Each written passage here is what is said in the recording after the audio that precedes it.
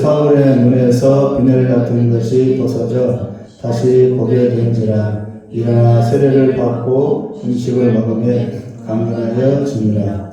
사울이 다메섹에 있는 저들과 함께 며칠 있으세. 즉시로 회당에서 하나님의 아들이심을 전파하니 듣는 사람이 다 놀라 말하되 이 사람이 예루살렘에서 이 이름을 부르는 사람을 멸하려던 자가 아니냐.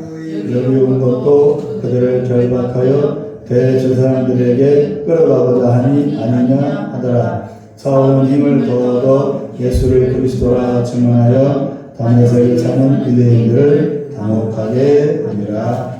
아멘. 잠깐 기도하겠습니다. 우리를 지으시고 또 끝까지 사랑하시는 아버지 하나님, 우리가 하나님께 드릴 것은 믿음밖에 없습니다. 기쁜 일, 즐거운 일, 또 괴로운 일이 닥쳐도 변함없이 주님을 믿고 따라가는 그런 믿음입니다. 더 강건한 믿음으로 주님을 섬기고 또 세상을 섬기게 하여 주옵소서. 이 시간 바울에 대해서 잠시 말씀을 나누려고 합니다. 분별력을 주시고 또 결단력을 주시어서 그의 뒤를 잘 따르고 또 그의 믿음을 잘 배우게 하여 주옵소서. 예수님의 이름으로 기도합니다. 아멘. 예수님의 제자 중에 베드로는 물고기 잡는 어부였습니다. 결혼하고 가정을 갖고 있던 유부남으로서 가족을 부양하기 위해 열심히 어부 일을 하던 중 갑자기 예수님을 만나고 나서 어부 일을 그만두고 가족 부양을 내팽개치고 집안일을 아버지에게 맡기고 아내도 집에 버려둔 채 예수님의 제자가 되겠다고 3년간 집에도 안 들어오고 돈도 안 벌고 예수님을 따라다니며 천국 복음을 전파하고 병든 자를 고치고 귀신 들린 자를 치료하면서 사람들로 하여금 생활의 노예가 되지 말고 천국을 바라보고 또 메시아로 오신 예수님을 잘 따르라고 외치는 그런 삶을 살게 되었습니다. 누가요? 베드로가 3년간 별별 일을 다 겪으며 자기 직업과 가정까지 버려두고 예수님을 따랐으니까 자기만큼 희생하고 헌신한 이가 없다고 자부하면서 12제자 중에서 가장 나대기 시작했습니다. 주는 그리스도시요 살아계신 하나님입니다. 내가 주님을 위해서 목숨까지도 내놓겠습니다 하고 자신만만하자 예수님도 그를 칭찬하면서 반석, 개발하고 이름 붙여 주었습니다. 그러나 예수님이 이제 십자가에 죽어야 한다고 하시자 베드로는 절대로 그런 일은 없으며 일어나서도 안 된다고 입 바른 소리를 했지만 예수님은 오히려 그를 사단이라고 나무라시며 입 다물라고 하셨습니다. 결국 베드로는 자기 욕심과 자기 이름에 마음이 빼앗겨 예수님의 구속사역에 대해서는 전혀 깨닫지를 못한 것입니다. 결국 예수님이 십자가에 달려 우리의 죄를 속죄하려고 잡혀가시자 놀라 자빠지며 버둥거리다가 자기도 모르는 일이고 예수가 누군지도 모른다고 잡아떼는 그런 파렴치한 비겁자가 되어버렸습니다. 호기롭고 남자다운 것 같았지만 그러나 베드로는 십자가 앞에서는 아무것도 아니었습니다. 직업을 버리고 가정을 버리고 예수님을 따랐을 때에는 무언가 크게 깨닫고 대우각성하여 새 사람이 된 것처럼 보이기는 했지만 여전히 그는 옛사람이 죽지 못했고 자기 욕심과 자아 앞에서 무너져 버린 것입니다. 예수님은 우리 죄를 대신 갚아주려고 자기 몸을 제물로 드렸지만 베드로는 그것만은 하지 못했습니다. 다 했지만 그것만은 못했습니다. 아직 변화되지 못한 것이고 여전히 옛사람의 상태 그대로였습니다. 그러므로 구원이 새 사람을 완성하지는 못합니다. 새 사람으로 시작을 하게 합니다. 구원이. 그러나 새 사람으로 완성하지는 못합니다. 예수를 믿어도 옛사람과 자아가 온전히 죽지는 않습니다. 그래서 위기가 닥치면 자기 생각, 자기 판단, 자기 입속이 먼저 드러나 스스로를 이끌어갑니다. 그 구원의 감격보다는. 결국 베드로는 좌절 이후 부활하신 예수님을 다시 만나고 회개하고 성령을 받은 이후에야 완전히 새 사람이 될 수가 있었습니다.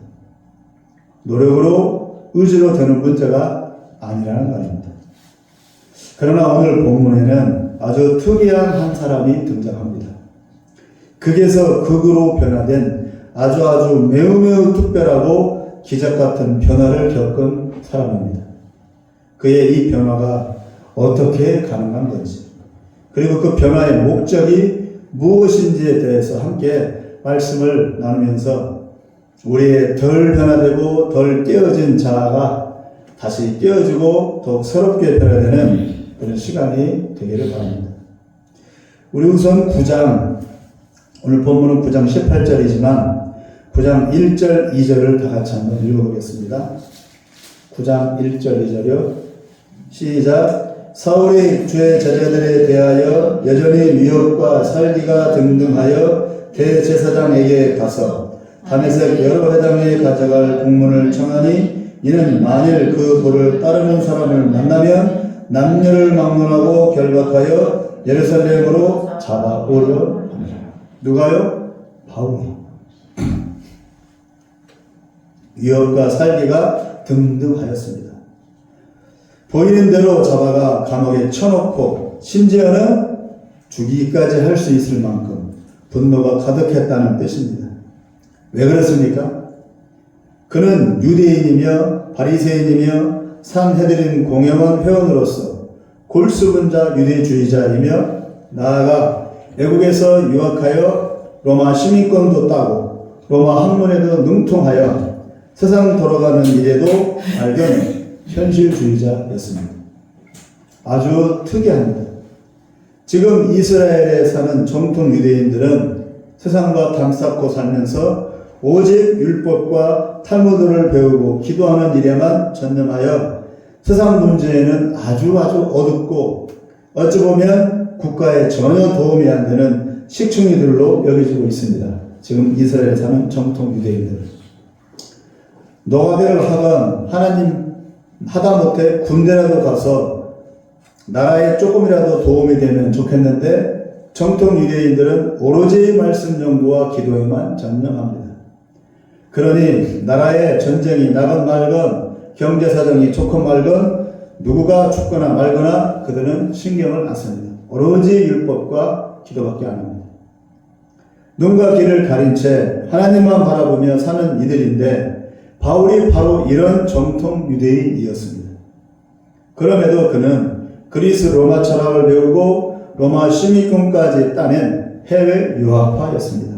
매우 특이한 사람입니다. 눈과 귀를 가린 깜깜이가 아니고 세상 문제에 아주 밝은 영리한 자였고 주변 정서에도 능통한 전략가였습니다. 그는 똘똘하고 학식이 높고 역량 있는 자였습니다. 그러나 그는 예수 믿는 이들에 대해서는 아주 잔인하고 포악했습니다. 그리고 그의 다혈질적인 성격상 거침없이 그리고 매우 적극적으로 예수 믿는 이들을 찾아다니며 잡아들였습니다. 그래서 예수 믿는 이들은 바울을 매우 싫어했고 그리고 또 매우 두려워했습니다. 일제의 압력에서도 평양의 기독교인들은 신앙을 지키고 순교도 마다하지 않고 믿음을 지켜내어 광복을 맞이했습니다. 그러나 그 땅에 바울과 같은 이가 나타나 기독교인들을 잡아가고 회유시키고 온갖 방법으로 교회를 부수고 문을 닫게 했고 선교사들을 다 쫓아내었습니다. 누굽니까 그가? 그가 바로 김일성입니다. 6.25 전쟁을 일으키기 전에 그가 맨 먼저 한 일은 기독교인들을 회유시키거나 잡아 죽이는 것이었고 교회를 없애는 것이었습니다. 김일성이가 맨 처음 기독교인들을 회유시킬 때 붙잡은 사람이 누구냐면은 조만식 선생입니다. 독립운동가 조마식 선생, 장로였거든요. 주기철 목사님이 다녔던 산정연교회 장로였어요. 그 조마식 장로를 불러다 놓고 회의를 시켰습니다. 공산주의자가 되라고. 협력하라고. 공산주의자까지는 아니더라도 내가 하는 일에 협력하라고. 조마식 선생은 장로가 믿음이 좋은 분인데, 독립운동가인데, 절대로 회의당하지 않았죠. 결국은 잡아 죽였습니다. 그리고 그가 다니던 교회도 주기철 목사님도 다 죽이고 교회 문을 다 폐쇄시켜버렸습니다. 이렇게 김일성이가 한 일이 바로 그겁니다. 김일성의 공산 치하에서 평양 기독교는 도망해서 월남을 하거나, 그래서 6.25 이후나 6.25 이 직전에 남한으로 월남한 교회들이 매우 많습니다. 저번에 말씀드렸죠. 6.25 전쟁 직전에 일제 때죠. 일제 때 서울의 기독교 교회는 10개도 안 됐어요. 그러나 평양에는 말씀드렸죠. 2,500개였다. 서울에는 8개밖에 안 됐는데, 근데 평양에는 2,500개의 교회가 있었어요. 그러니까 서울은 평양에 비할 바가 아닙니다. 왜냐하면 선교사님들이 다 평양에 가서 복음을 전했거든요. 그래서 동방의 예루살렘이라는 별명까지 들을 만큼 평양은 기독교가 부흥한 그런 도시였어요. 그러다가 일제치하 또는 김일성에 의해 가지고 그 많은 목사님들이, 우리나라에서 제일 오래되고 컸던 영락교 황영리 목사님도 이북 출신이에요. 그러다가 월남을 해가지고 서울에 영락교를 세운 겁니다. 많은 분들이, 목사님들이 월남을 해가지고 교회를 세워서 남한의 그 교회가 부흥이 된 거예요, 사실. 그렇게 월남하거나 모두 죽임을 당해야 했습니다. 그리고 3대를 거치면서 지금까지 이북의 기독교는 씨가 말랐고, 그렇게 많던 교회들은 다 사라져버렸습니다. 바울이 바로 김일성 같은 짓을 지금 저지르고 있는 겁니다. 불행하게도 김일성의 친어머니는 강반석으로 집사였고, 김일성의 외삼촌은 목사였고, 김일성 본인도 어린 시절에 선교사가 세운 교회에서 주일학교 교육을 받았지만, 그는 그 반대로 교회를 부수고 기독교인들을 잡아 죽이는 사단의 종이 되었습니다. 자기의 정권을 세우기 위해서. 네 나라 네 백성을 줄 테니 네가 교회를 부수고 기독교인들을 잡아 죽이는 마귀짓을 하라고 사단이 김일성을 꼬신 거지. 그는 충실히 사단의 종이 되어 목적을 이루었습니다. 그래서 지금 3대째 북한 공산 정권을 유지하면서 집안 대대로 권력을 쥐고 뒤흔들고 있습니다. 세상 역사에, 세계 역사에 3대째 독재 정권은 없어요. 김일성 일가 외에. 그러니까 완전히 귀신이 씌운 그런 집안이라고 볼 수 있죠. 이렇게 될 뻔한 바울에게, 이렇게 될 뻔한 김일성 3대째 그렇게 기독교인들을 박해하고 교회를 없애고 마귀짓을 할 뻔한 이런 바울에게 특별한 사건이 일어났습니다. 9장 3절에서 5절까지 한번 읽어보겠습니다. 시작. 사울이 길을 가다가 다메섹에 가까이 이르더니 호련히 하늘로부터 빛이 그를 둘러 비추는지라. 땅에 엎드려져 들으매 소리가 있어 이르시되 사울아 사울아 네가 어찌하여 나를 박해하느냐 하시거늘 대답하되 주여 누구시니까 이르시되 나는 네가 박해하는 예수라.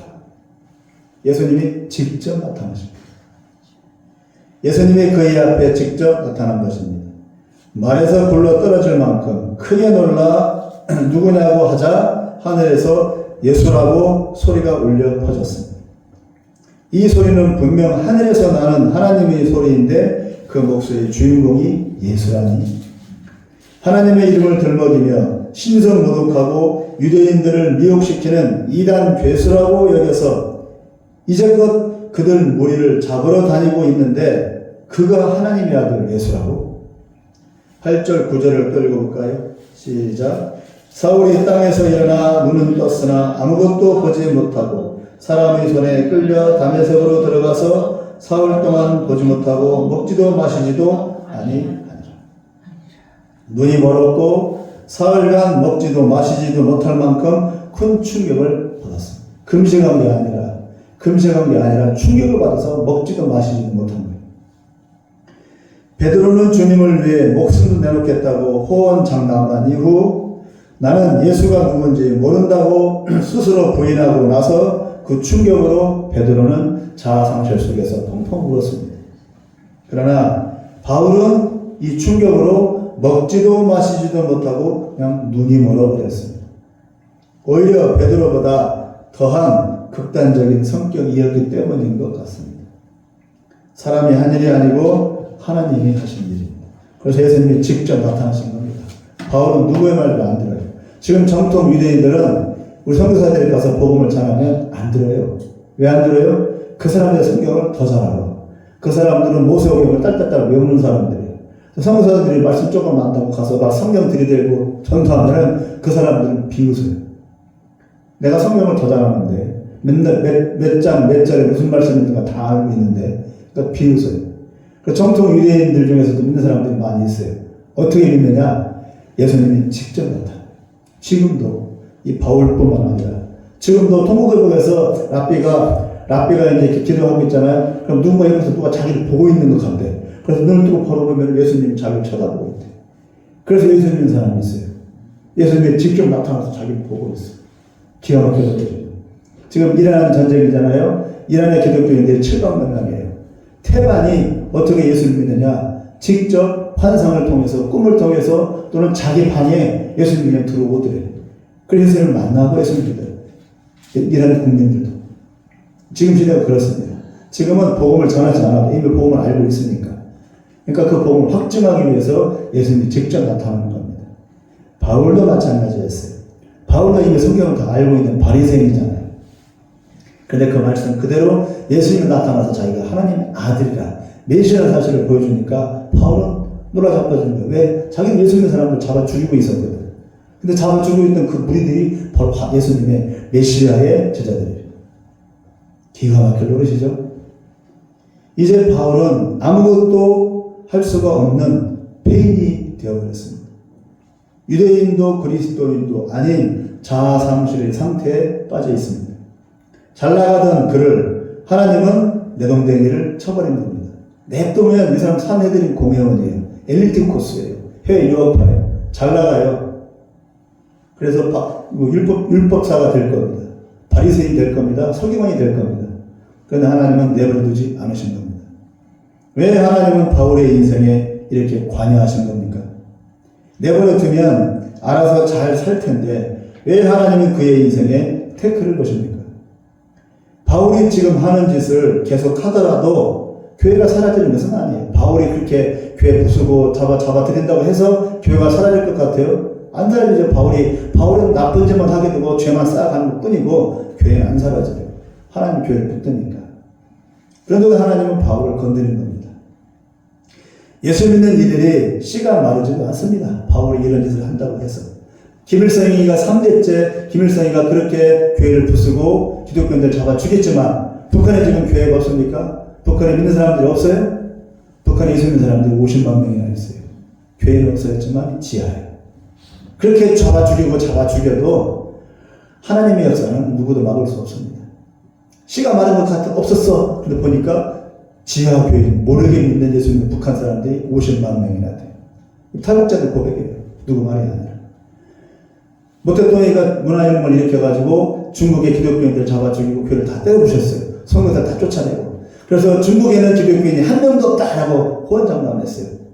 나중에 문화혁명 끝나고 모태똥이 물러난 다음에 지금 중국의 기독교인 몇 명이에요? 2억입니다. 2억. 총 인구 15억 중에 2억 명이 예수님 10%가 넘어요. 한 명도 없는 줄 알았는데 오히려 더 많이 늘어났어요. 하나님의 역사는 사람이 막을 수 없는 겁니다. 사단이 함부로 할 수 없어요. 바울이 이런 짓을 한다고 교회가 없어지진 않아요. 내버려두면 돼. 그러니까 바울은 이런 짓 하다가 지옥 가면 되는 거예요. 그러나 하나님은 바울을 가만두지 않고 태클을 걸고 그만하게 하고 사람을 바꿔놓는 거예요. 왜 그렇게 하셨을까? 그가 아무리 악랄한 짓을 할지라도 하나님의 교회는 세상 끝날까지 계속 늘어나고 번져갈 것입니다. 하나님이 그들과 그 믿는 사람들과 함께 하시기 때문입니다. 아무도 막을 수 없어요. 이게 하나님의 구속사이기 때문에. 교회는 세상 끝날까지 존재할 겁니다. 세상이 끝나도 교회는 존재합니다. 바리새인과 정통 유대인으로서 그리스도의 복음을 가로막는 바울의 인생은 사단에 미혹된 저주의 인생입니다. 그 결과는 지옥 평멸일 뿐입니다. 끝이에요. 지옥 평멸. 세상에서 잘나고 위세 있고 대단한 것처럼 보일지라도 결국은 하나님께로부터 멀리 떨어진 사단의 자식에 불과합니다. 불신자들도 포함해서. 지금 시대에도 그런 이들이 매우 많습니다. 자기들이 지금 하고 있는 일이 무엇인지도 알지 못한 채 그것만이 진짜라고 믿습니다. 3대째 계승자인 김정은은 지금 자기가 하고 있는 일이 정당하고 떳떳하다고 여깁니다. 한국의 집권자들도 몰상식적인 정책을 펼치면서도 조금의 가책과 과오를 인정하지 않습니다. 옳다고 해요. 엊그제 개헌을 민주당에서 상정을 했는데 국민의힘당에서 아예 국회에 들어오지도 않았어요. 그래가지고 투표 자체를 할 수가 없었어요. 그래서 결국은 그 개헌을 시도했던 것이 무산돼 버리고 말았어요. 그러니까 국회의장이 땅땅땅 때릴 때 그냥 때려 부시듯이 때리다가 때려 부시듯이 때려. 속이 상하니까. 그게 국회의장이 할 짓이냐고. 중간 입장을 취해야 국회의장이. 개헌 못한다고 땅땅땅을 그냥 땅땅땅 때려 부시듯이 때리고 있더라고요. 펑펑 물었다고 또 그러더라고요. 이재명도 우원식도 정청래도. 자기들이 하는 짓이 옳다 그거예요. 옳다. 착각을 하고 있는 거죠. 뭔가 무엇이 옳고 그런지 분별도 하지 못하는 시. 바울도 그랬어요. 자기가 하는 일이 옳다고 생각한 거예요. 그러자 그렇게 하다가 두들겨 맞은 겁니다. 그러니 충격이 얼마나 크겠어요. 이 사람들도 마찬가지예요. 그런데도 내버려 두시고 잘 먹고 잘 살게 하십니다. 한국 집권자들을. 그러나 바울은 하나님이 내버려 두지 않았습니다. 직접 나타나셔서 직접 손으로 내리치시기까지 하십니다. 왜 그렇습니까? 쓰시기 위함입니다. 바울의 출신 성분과 이제까지의 인생 여정이 하나님의 계획에 의한 것이었고, 처음부터 다메섹 도상에서 예수님의 음성을 듣고 말에서 굴러 떨어진 것도 바로 하나님의 계획에 의해서입니다. 하나님의 철저한 계획에 의해서 바울이 유대인으로 태어났고, 또 그리스 로마 학문을 배웠고, 또 기의 바리새인이 되어서 하나님의 백성 예수 믿는 사람들을 잡아 죽이는 일까지도 바로 하나님의 계획 가운데 있었던 것이죠. 결론은 바울로 하여금 공황 상태를 만들어 버리기 위해서, 충격 가운데 빠뜨리기 위해서. 그래야 변화가 되니까. 하나님 사람을 쓰실 때는 항상 이런 방법을 쓰십니다. 그대로 쭉 나가는 사람은 안 쓰시고, 엉뚱한 대로 가는 사람들을 팍 꺾어가지고 반대방으로 돌려버려요. 그럼 당사자는 얼마나 충격이었어요. 힘들고. 그렇게 해야만이 제대로 사역을 하니까. 저도 마찬가지예요. 똑같은 거예요. 아니까 제가 이 심정을 아니까 이런 소리를 할 수 있는 겁니다. 왜냐하면 그를 쓰시기 위해서 미리 준비하신 것입니다. 이방인 선교라는 전무후무한 이 일은 오직 바울만이 할 수가 있습니다. 완전한 유대인, 그리고 완전한 로마인, 완전한 이스라엘인, 그리고 완전한 이방인으로서 바울은 예루살렘을 근거지로 하여 온 이방을 섬겨야 하는 중차대한 사명을 받았습니다. 즉 가장 최전방에서 가장 극렬하게 해야 하는 일입니다. 그래서 하나님께서 이 두꺼움을 이렇게 쓰시는 겁니다. 이걸 넘어가면서까지. 제가 그렇게 잘못된 길을 가고 있을 때 하나님은 20년 동안을 내가 두셨어요.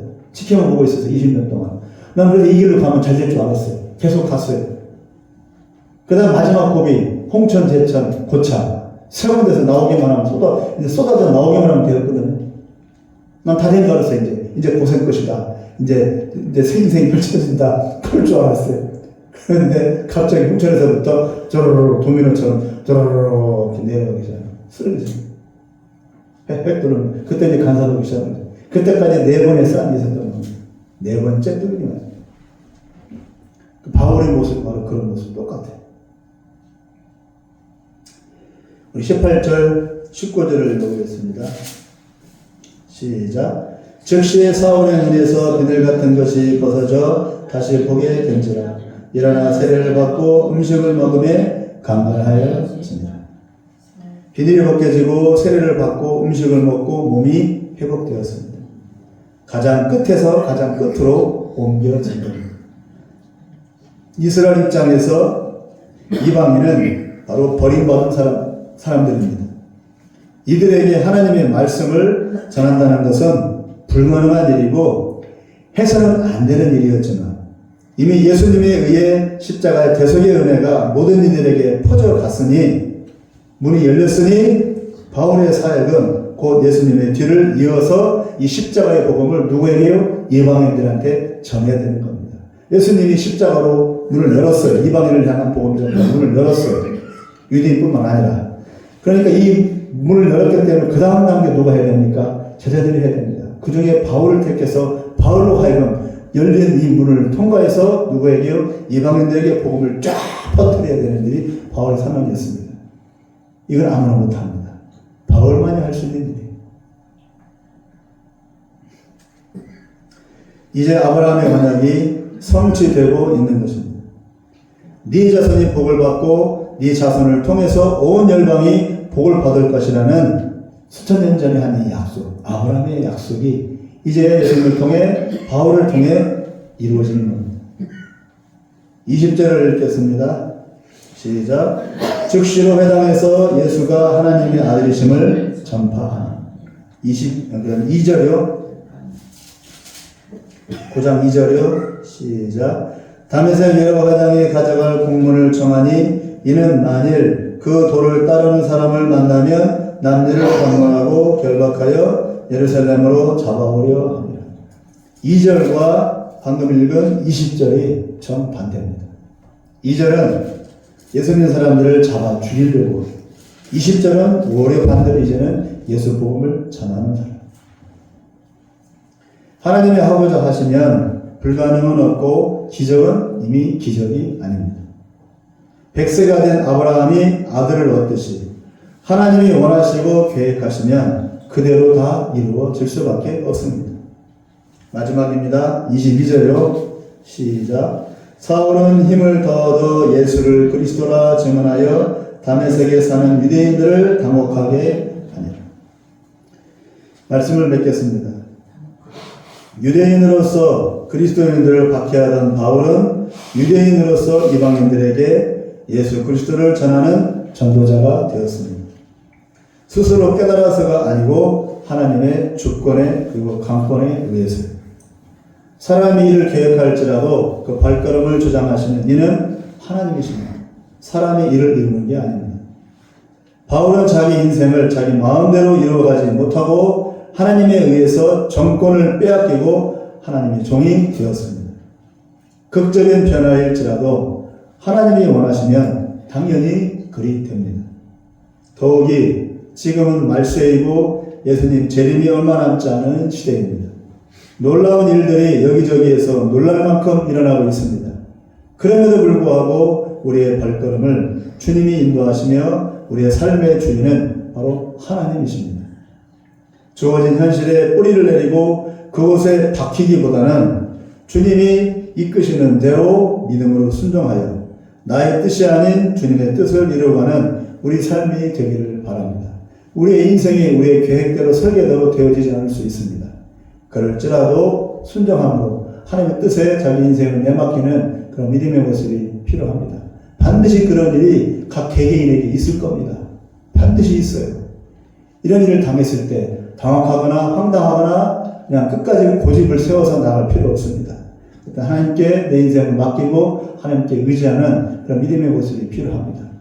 그러라고 오늘 말씀을 준비한 겁니다. 바울과 같이 그 뜻에 맡기도록. 완악한 바울을 기적같이 거꾸로 때려서라도 구원시켜 쓰시는 하나님의 손길이 매우 인격적이고 또 그렇기 때문에 신뢰가 가는 겁니다. 이 은혜가 우리 모두에게 임하여 더도 말고 덜도 말고 하나님의 뜻과 계획에 부합한 복된 삶을 살아가시기를 간절히 소망합니다. 기도하겠습니다. 자비로우신 하나님 아버지, 바울의 인생 가운데 관여하셔서 바울을 거꾸로뜨리고 그로 하여금 하나님의 일을 하게 하신 하나님의 솜씨가, 하나님의 계획이 참으로 놀랍습니다. 왜 내 인생에 간섭해서 왜 나를 이 고생시켰냐고 원망할 수 있지만 바울은 순정함으로 믿음으로 하나님 뜻에 부합한 삶을 살 수가 있었습니다. 우리에게 이런 결단의 믿음이 필요합니다. 우리에게 이런 순종의 믿음이 필요합니다. 앞으로 내 인생 가운데 어떤 일이 닥칠지, 앞으로 이 세상에 무슨 일이 닥칠지 놀랄 필요 없습니다. 왜냐하면 이미 성경 말씀으로 우리에게 이미 다 알려주셨기 때문입니다. 이런 일이 일어나는 날지라도 놀라지 말아라. 하나님이 하시는 일이니 하나님만 바라보고 하나님만 의지하라고 이미 말씀해 주셨기 때문입니다. 우리에게 이러한 믿음으로 끝까지 순종하여 하나님께 영광 돌리는 복된 삶을 살게 하여 주옵소서. 우리 교회가 또한 되게 하여 주옵소서. 예수님의 이름으로 기도합니다. 아멘. 찬송가 214장을 부르시면서 봉헌하겠습니다.